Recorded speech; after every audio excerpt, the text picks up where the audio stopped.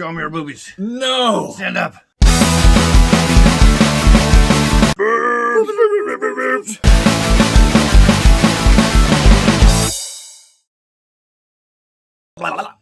Welcome to Stupid Movies, where we watch them so you don't have to. Yeah! Today we watched a movie called Final Caller from 2020, not rated an hour and 31 minutes. 91 minutes, if you want to be specific. Yeah, this is directed by Todd Sheets. Woo! Who is, one of the biggest low-budget indie horror directors, I would say, or well-known. Yep. I do like Todd Sheets. He's like the cream of the crap. The cream of the crap. What else has he done? Yeah, I was just going to say, as previous gems like Clownado. We liked. Bone Hill Road. I like Clownado. Yeah, Bone Hill Road, I like that. I like Bone Hill Road. Yeah. And Final Caller had these people calling in to star in this movie. Who called in? Who called in? We got Douglas Epps, Rachel Lagan, Alexander Brotherton, Jack McCord, Jane Plumberg. So, hey, we're getting divorced, and you host a late-night radio show. I called in trying to kill you. What happened in this movie? Oh, hey, yes. I flipped the script. You flipped the script. So you want me to describe the movie? No. So what happened in Final Caller? Fair enough. So Final Caller is about a late night radio host. He does like a call-in show where people talk about... Sorry, thought something was in my teeth. It's okay. Gums. People talk about cryptids. Someone calls in and they are murdering people live on the air. And yeah. Mm-hmm. It's his biggest fan. So we like Todd Sheets. Yeah. We like low-budget indie horror most of the time. Uh-huh. We like practical effects. We like practical effects. But what do we like about Final Caller? Obviously, I like Todd Sheets. Yes. He doesn't always make the greatest movies. I mean, but really, come on. I mean, they're low-budget indie, but it's fun. And he has a style. He is really good at doing gore. Yes. And he just has an aura about. Can I say aura? I don't know him. Aura. Okay. Yeah. Just something in the tones. His artwork has an aura about it. Yeah. Yeah, I just like Todd Sheets, and he's a super cool dude. His movies tend to be funk busters for me. I don't think you can put a price on how important it is to have a movie like that can shake you out of your funk and get you back into loving movies again. Right. The special effects were really good. Yeah. I mean, for low budget. Sure. The where he was taking cutting the finger, hand and cutting the finger and cutting the hand in half. It didn't look entirely real. Right. It wasn't to that level, but it was not bad. But it wasn't. It was cringe. really good. Yeah, it looked for what it was. It looked pretty good. And again, Todd Sheets knows how to do practical, low budget gore. Yep. And it was gross, and it was effective in that scene because. You're going through the hand and it's showing it. They don't shy away from it. And I'm just like, oh, can you? Because you're going to be alive and you're going to feel that. It's like, ugh. And I'll say that hand scene especially had me actually rewinding. It's like, okay, wait a minute. How exactly? Because it didn't look like a prosthetic. Yeah. But it also didn't look like just a fake hand that they were cutting into. It looked way too good for what it needed to. Yeah. Like, it didn't need to look that good. Right. So I was shocked. It had me rewind it and rewatch that scene just to be like, okay, how did they pull this off? Right. Yeah. I mean, you got to hand it to them. They did a good job. Fuck. And you know what? And really, I mean, it was well enough that we got to give them a hand. Come on, that's two right there. That's good, two. Right? I didn't say they were good. I won't agree to that. Another thing I love that I enjoyed about this that is a pretty common theme with Todd Sheets' movie is the atmosphere. It's a good atmosphere. Yeah. I love the radio station setting because most of the movie's just in this building, right?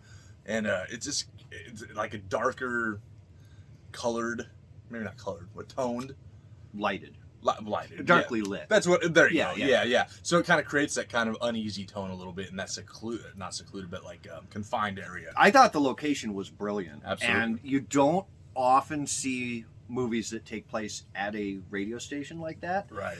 And when you do, it's usually just takes place within the booth. Like Pontypool. Yeah. The majority of that movie took place within the broadcast booth. Yeah. You don't see it spread out to see the rest of the radio station. And I thought it was really cool. It looked like a radio station. For all I know, they actually were at a radio station doing that. And I love that you could tell that he loves what he does. Yes. And he has fun with it. The people seem like they enjoy working with him and being in his movies, which is great. That Douglas Epps, who plays Roland Bennett, right, the main guy, the radio host, you could tell he's having fun.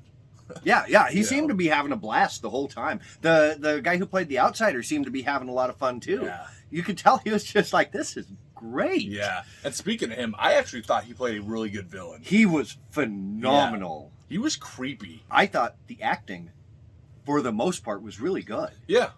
Yeah, actually, surprisingly enough. I was shocked. Overall, it was pretty good. I mean, there are some times where it gets a little obnoxious, I think. Adam doesn't like it when people call him. I don't like it when people text me with a message that says, hey, call me. Yeah. Right. So what do we not like about Final Caller? One of the biggest things that annoyed me about this, I thought Douglas Epps was good as Roland Bennett, but there are times where his character just really got on my nerves. Yes. He was a dick. Yeah. It wasn't the actor's fault, it's the character. But yeah. Yes. I mean, sometimes I wondered if he was kind of overacting, but I think it was within the character. Yeah. The more I think about it and stuff, that character was just a douchebag. It did kind of take me out of a bit how much he would swear on the air. It's like, this is terrestrial broadcast. This is not satellite radio or anything. This is just straight regular broadcast, and you cannot get away with that. Yeah. You can't get away with it once, let alone dozens of times like that. And at the end, okay, it made sense. He knew he was going to die. Yeah. So, I mean, he even said at one point, like, fuck you, FCC. What the fuck are you going to do about it? Okay, that point made sense because he was going to die. Right. But up to that point, some of the things he was saying, like to the callers, it's like, you couldn't get away with saying that. You would be getting massive fines. Yeah. And if you really are planning on continuing your broadcast, you can't do that.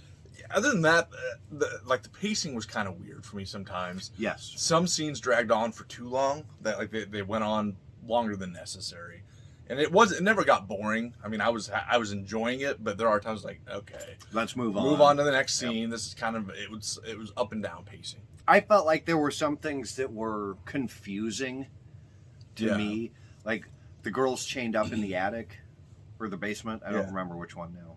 They were chained up somewhere. Basement. And they were in cages. Yeah. It's like that. I still am not really clear what was going on with that. And I know they explained it, but it just didn't make sense to me. Right. I didn't feel like it needed to be there. No. It didn't add much to the story. I would have been okay if it had been left out. It seemed like almost filler. Yeah. Like just didn't, I don't know. I didn't like the radio bit at the end of all the people doing their condolences. Yeah. It's a good idea, but it went too long. Yeah. It didn't need to be the whole credits. Right. That's my main stuff. Yeah. That's all I got. I liked it a lot. Cool. Well, let's call in and give our opinion here. I'll go first. You're on the air. Yeah, I liked it. I think you probably liked it more than I did, just because this is kind of more your realm. I like the atmosphere. I like the tone of it. The killer was great. He was kind of creepy. Great acting in that regard. Blood and gore is great. A lot of practical effects. They don't shy away from it, which I appreciate. So I am gonna go 5.5 out of 8 on this one. Hey, everything he said, I enjoyed it. I think it could have used more blood and gore. Yeah. Just for the type of movie that it was, take it that bit over the top. Make it a little bit more, whoa. Yeah. There was zero nudity. True. I was okay with that. Yeah, it didn't really need it for this story. No, I liked it. I liked it a lot. It broke my funk. It got me back up and going. I like Todd Sheets as a director. He's a lot of fun. I like the idea of, I'm so obsessed with you that I'm going to get a job working with you, and you're not even going to notice that I'm the one doing all this. I thought that was pretty cool. I liked it. So I'm going to give it a 6.5 out of 8. So I would say that we would recommend checking it out. It is currently free on YouTube. Links down below. But as always, support indie horror. The DVD is $10 on Amazon, so if you want to just grab that and watch that, that's even better. If you've seen Final Caller, why don't you call into our YouTube channel and put some comments below. I'll give you Rob's phone number. No, and let us know what you thought. Did you like it? Whatever, blah, blah, blah. Do what you're supposed to do when you're on the YouTube channel, right? Which is what, Adam? Like, comment, and subscribe. And while you're down there, go ahead and click the link to go see this movie. Yes, absolutely. Yep. Good call. Yeah. Yes, put it down below. Or if you're going down below to get the link to the movie, while you're down there, go ahead and click like, subscribe to us, and leave a comment. You can head over to Facebook.com/StoopidMovies, Instagram @StoopidMovies. I'm on there at the Horror Punk, and he is at Nope. Thanks for watching. Yeah. Appreciate you. Oh. carry a sack? I just squished a sack. Oh, no. I just squished a nut by crossing my legs.